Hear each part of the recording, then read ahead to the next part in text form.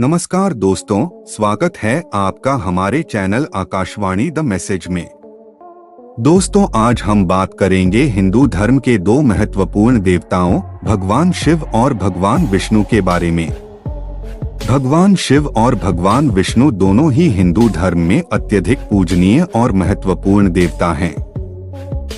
दोनों के बीच का संबंध और महत्व अलग अलग दृष्टिकोण से देखा जा सकता है और दोनों ही देवताओं की अपनी विशेष महत्ता और पूजन है।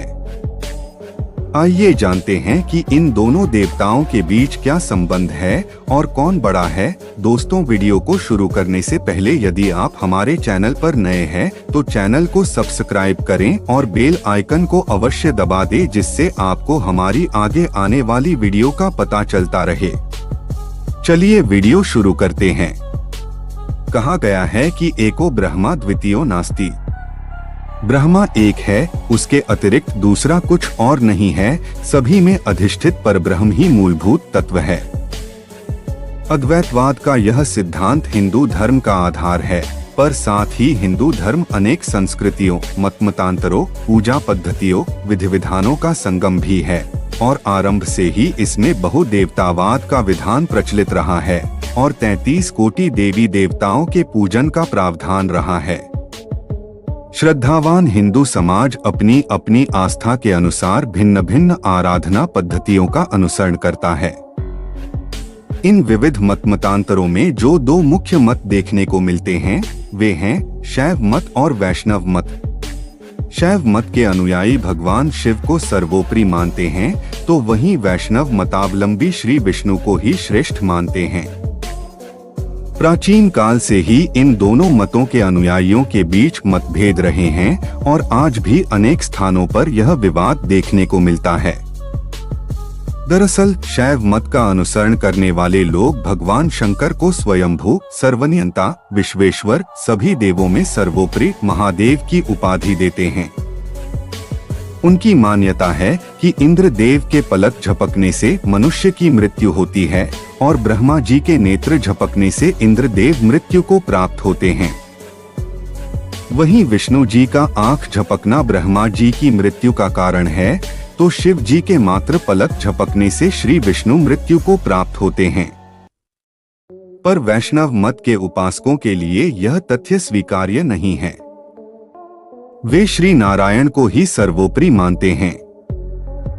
उनकी मान्यता है कि भगवान शिव के पलक झपकने से ब्रह्मा देव की मृत्यु होती है और श्री विष्णु के आंख झपकने से शिव जी मृत्यु को प्राप्त होते हैं। स्पष्ट है कि दोनों ही मतों के लोग बिना वास्तविकता जाने अपने इष्ट को सर्वोपरि सिद्ध करने की होड़ में हैं। इसके अतिरिक्त दोनों ही मतों के अनुयायी अपने तर्क को सिद्ध करने के लिए ग्रंथों पुराणों का भी सहारा लेते हैं। वे अपने अपने इष्ट देव को सर्वश्रेष्ठ बताने के लिए पौराणिक कथाओं को प्रस्तुत करते हैं। लेकिन इसके अतिरिक्त हम आपको बता दें कि शिव और विष्णु दोनों ही सनातन धर्म के दो सबसे महत्वपूर्ण ईश्वरीय सत्ताएं हैं। भगवान शिव और विष्णु की पूजा अनंत काल से सनातन धर्म में की जाती रही है। जहां शिव को योगीराज कहा जाता है, वहीं विष्णु के अवतार श्री कृष्ण को योगेश्वर भी कहा जाता है। त्रिदेवों में ब्रह्मा जी को सृष्टि का रचयिता माना जाता है, विष्णु को जगत का पालक माना जाता है, तो वहीं शिव जी को सृष्टि का संहार करता माना जाता है। लेकिन इन तीनों से श्रेष्ठ कौन है, इसको लेकर मतभेद रहे हैं। विष्णु पुराण, श्रीमद् भागवत, श्रीमद् भगवद गीता, ब्रह्मवैवर्त पुराण आदि में विष्णु को ही जगत का मूल और उत्पत्ति कर्ता माना जाता है, जिससे ब्रह्मा और शिव दोनों ही उत्पन्न हुए हैं। शिव पुराण और लिंग पुराण विष्णु की जगह भगवान शिव को ही सृष्टि का मूल मानता है और उनसे ही ब्रह्मा और विष्णु की उत्पत्ति बताता है। ब्रह्मा जी को त्रिदेवों में सृष्टि का रचयिता तो माना गया है, लेकिन उनकी पूजा नहीं की जाती रही है, जबकि विष्णु जी की पूजा और शिव जी की उपासना हमेशा से की जाती रही है। इसलिए इन दो ईश्वरीय सत्ताओं को ही सबसे महत्वपूर्ण माना गया है। कई पुराणों में विष्णु और शिव जी के बीच श्रेष्ठता के विवाद को लेकर कई कथाएं हैं। शिव पुराण में शिव एक स्तंभ के रूप में प्रकट होते हैं और विष्णु और ब्रह्मा से खुद को श्रेष्ठ और प्राचीन सिद्ध करते हैं। श्रीमद् भागवत पुराण, श्रीमद् भगवद गीता, महाभारत के विष्णु सहस्त्र नाम में रुद्र अर्थात शिव जी को अपने से उत्पन्न बताते हैं, लेकिन इस विवाद को खत्म किया गया रामचरितमानस में।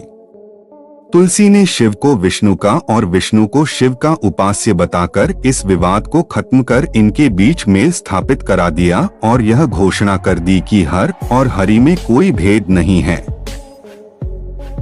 इस सब के अतिरिक्त शिव और विष्णु की उपासना पद्धति एकदम एक दूसरे से बिल्कुल विपरीत है। जहां विष्णु भगवान की पूजा में कर्मकांडों और शुद्धता को ज्यादा महत्व दिया जाता है, वहीं भगवान शिव की पूजा के लिए कोई विशेष कर्मकांड की अनिवार्यता नहीं है।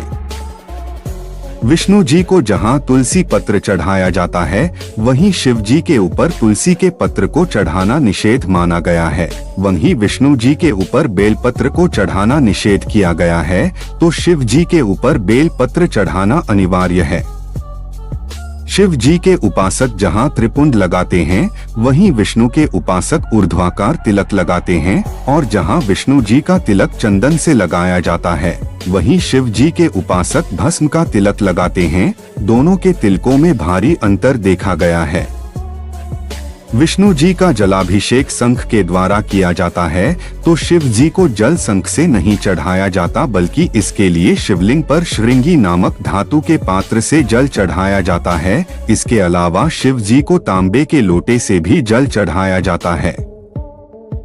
शिव जी को त्रिनेत्रधारी कहा गया है और उनका तीसरा नेत्र अग्नि है, जिससे वो क्रोध में आकर किसी को भी भस्म कर सकते हैं। वहीं विष्णु जी के सिर्फ 2 नेत्र ही हैं, जो चंद्रमा और सूर्य हैं। विष्णु जी लगातार शयन करते रहते हैं, तो शिव हमेशा समाधि में दिखाए गए हैं। शिव जी की पत्नी माता पार्वती हमेशा उनके बराबर के आसन पर बैठी दिखाई जाती रही हैं। वहीं भगवान विष्णु की पत्नी माता लक्ष्मी हमेशा विष्णु जी के चरणों की सेवा करते दिखाई जाती रही हैं। भगवान शिव और भगवान विष्णु दोनों को ही नाग बहुत प्रिय रहे हैं। जहां भगवान विष्णु क्षीर सागर में शेषनाग की शैया पर शयन करते दिखाए जाते रहे हैं, वहीं भगवान शिव अपने गले में नागराज वासुकी को लपेटे रहते हैं। भगवान शिव को वे फूल और फल चढ़ाए जाते हैं जो गंध रहित और आकर्षण रहित हैं। भगवान शिव को धतूरे के फूल और धतूरे का फल चढ़ाया जाता है, जबकि भगवान विष्णु को कमलनयन भी कहा जाता है और भगवान विष्णु को कमल के पुष्प और वैजयंती की माला चढ़ाई जाती है। भगवान शिव को दूध का अभिषेक किया जाता है और उनके शिवलिंग पर सावन के महीने में रुद्राभिषेक में दूध से स्नान कराने की परंपरा है। वहीं भगवान विष्णु स्वयं दूध अर्थात क्षीर के सागर में शयन करते हैं, लेकिन भगवान विष्णु को दूध नहीं बल्कि उससे बने पदार्थों जैसे खीर, पायस, पंचामृत आदि चढ़ाया जाता है। भगवान विष्णु और भगवान शिव दोनों ही महान धनुर्धारी हैं। भगवान शिव के पास पिनाक नामक धनुष है, तो भगवान विष्णु के पास शारंग नामक दिव्य धनुष है, लेकिन दोनों का मुख्य अस्त्र अलग अलग है। भगवान शिव त्रिशूल धारण करते हैं, तो भगवान विष्णु सुदर्शन चक्र धारण करते हैं। भगवान शिव और भगवान विष्णु दोनों के ही निवास स्थानों में बहुत असमानता है। जहां भगवान विष्णु क्षीर सागर के जल में शयन करते हैं, जल को संस्कृत में नार भी कहते हैं, इसलिए नार में शयन करने की वजह से विष्णु को नारायण भी कहते हैं, जबकि भगवान शिव बर्फ से ढके कैलाश पर्वत पर विराजते हैं, इसलिए उन्हें गिरीश भी कहते हैं। जहां विष्णु को विष्णु सहस्त्र नाम में ब्राह्मण प्रिय कहा गया है और उन्हें देवताओं का रक्षक कहा गया है, वहीं भगवान शिव के लिए राक्षस, देवता, दैत्य, दानव सभी बराबर हैं। भगवान शिव ने राक्षसों को भी अपनाया है और उनकी रक्षा का वचन दिया है। भगवान शिव के लिए महेश्वर और महादेव की उपाधियों का प्रयोग किया जाता है, तो भगवान विष्णु के लिए परमात्मा और परमेश्वर आदि उपाधियों का इस्तेमाल किया जाता रहा है।